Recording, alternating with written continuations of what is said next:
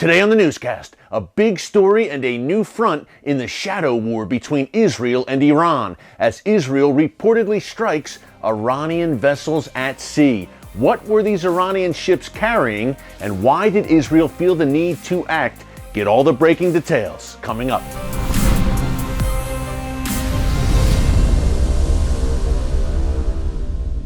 Hey folks, Erick Stakelbeck here. Welcome to the Watchman Newscast.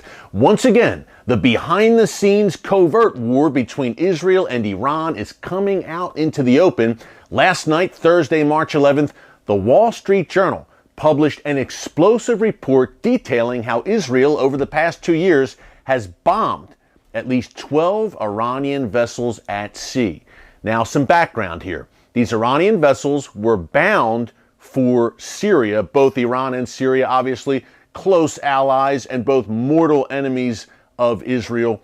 These ships were, according to the Wall Street Journal, and according to U.S. and regional officials, that's who gave this information to the Journal, these ships were reportedly carrying oil, in most cases, but also weapons shipments to the Assad regime and various Iranian-aligned terror factions inside Syria. Now, Israeli officials are not commenting on this Wall Street Journal report, and they will not comment on this report. But folks, it seems very, very likely that this did indeed go down.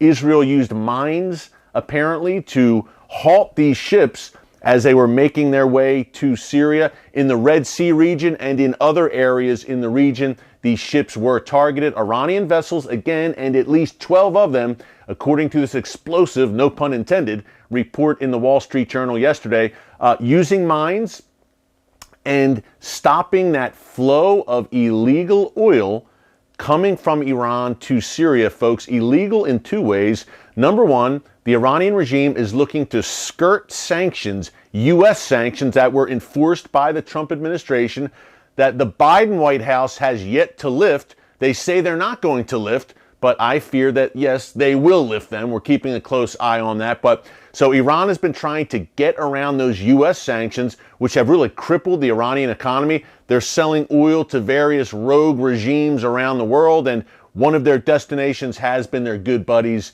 in Syria. That's number one. Number two, Syria is getting around international sanctions against their regime, so it's illegal on two levels for Iran to be bringing this oil into Syria. That's number one. Number two, Israeli officials believe that this oil revenue can be used to fund terror organizations, Iran's proxies. Look, Hezbollah, obviously chief among them, various radical Shia militias in Iraq and Syria, of course, Hamas and Palestinian Islamic Jihad in Gaza. What about the Houthis in Yemen? The entire gamut of Iran's terror proxies can be funded through oil profits. Now, who knows the range of weapons that Iran has been trying to transit on the way to Syria. Obviously, Iran and Hezbollah are entrenched in Syria, and they are trying to set up a base from which they can strike Israel on a regular basis. So we don't know what kind of weapons were on these ships, but folks, one thing stands out to me: precision-guided munitions, PGMs for short. We've talked about them here in the newscast many times, and what a concern they are for Israel. Precision-guided munitions or missiles do exactly what their name implies. They give greater accuracy to missiles.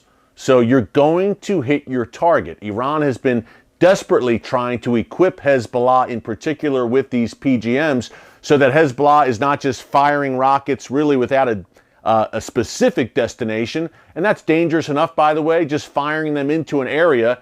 They have a pretty good chance of causing a great deal of carnage, and they have in the past.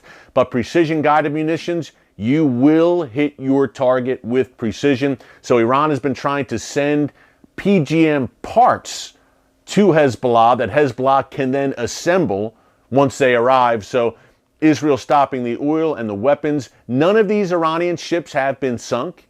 A few of them had to turn back. At least two of them had to turn back to Iran after the bombs or the mines went off, but none of them sunk and no casualties reportedly. This has been going on for quite a while now. Think back to the summer of 2020, last summer, where there was a series of explosions inside Iran targeting Iran's nuclear weapons facilities and its ballistic missile factories. Now, this went on for weeks in June and July of 2020, a sabotage campaign. And you could say that this, what's happening at sea, has been an extension of that sabotage campaign beyond Iran's borders. Again, it's been going on since 2019, so it's been happening for a while. But that sabotage campaign was serious last summer, and the Natanz nuclear facility was also hit and severely damaged. That's a key facility for Iran's nuclear program. Now, obviously, Israel never claimed responsibility for any of this sabotage, nor will they claim responsibility for the Iranian ships that have been hit at sea over the past 2 years. But you can bet that Israel was heavily involved in this sabotage campaign against Iran's nuclear and ballistic missile programs last summer. And of course, the assassination, the takeout of Iran's nuclear weapons mastermind, the Iranian scientist Mohsen Fakhrizadeh, back in late November. So folks, this has been going on for a while now. So this report in the Wall Street Journal, while a big deal, was really no surprise. We've seen this covert war happening for some time on both sides. That brings me to the second point to remember here. Hey, in the past few weeks, we've talked about it here on the Watchman Newscast.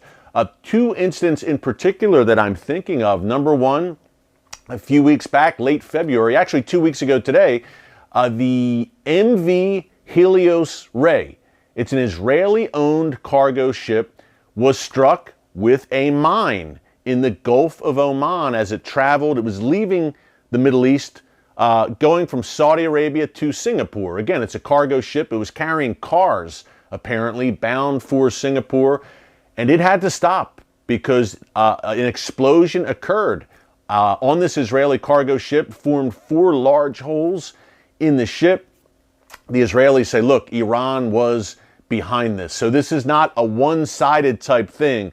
Don't get that idea, please. Iran has been carrying out plenty of covert activities against Israel as well. And that's not even mentioning Iran's proxies, how they've employed Hamas, Palestinian Islamic Jihad, Hezbollah, Shia militias against Israel for years in what hasn't been too shadowy at all. It's been very out front when these terror organizations with prodding from the Iranian regime are firing rockets at Israel on a regular basis. So this has two sides to it. Some of our commenters sometimes say, look at the big bully Israel picking on Iran.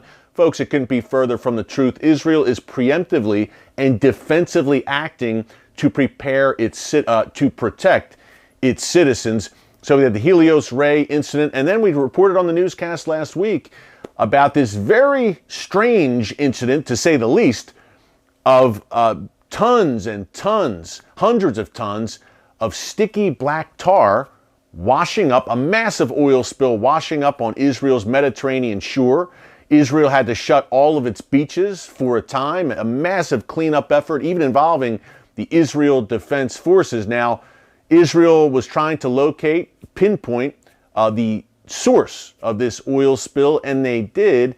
Guess what? It was a ship that had docked in Iran, off the coast of Iran, traveled from Iran to Syria, and then from Syria on its way back to Iran. But it made a pit stop off the coast of Israel, and for 2 days, reportedly, dumped oil off the coast of Israel. An Iranian ship dumping oil off the coast of Israel doesn't seem like a coincidence to me. Israel's environmental minister said this was Iranian environmental terror. But on the other hand, there's been a lot of back and forth here. There's been no definitive conclusion here. Key point to make, Israel's defense minister says, hey, we don't know if this was intentional. So there's been some back and forth. Was it an intentional act? Was it not? But now that we have this report emerging in the Wall Street Journal, perhaps Israel was mum about this oil spill at sea for a good reason. Who knows? Maybe we will get more details on that, but we are keeping a very close eye on this for you folks. Again, the Middle East is a tinderbox, and any incident, large, seemingly small or large, could set off a broader regional war. I hate to say that, but I do not exaggerate.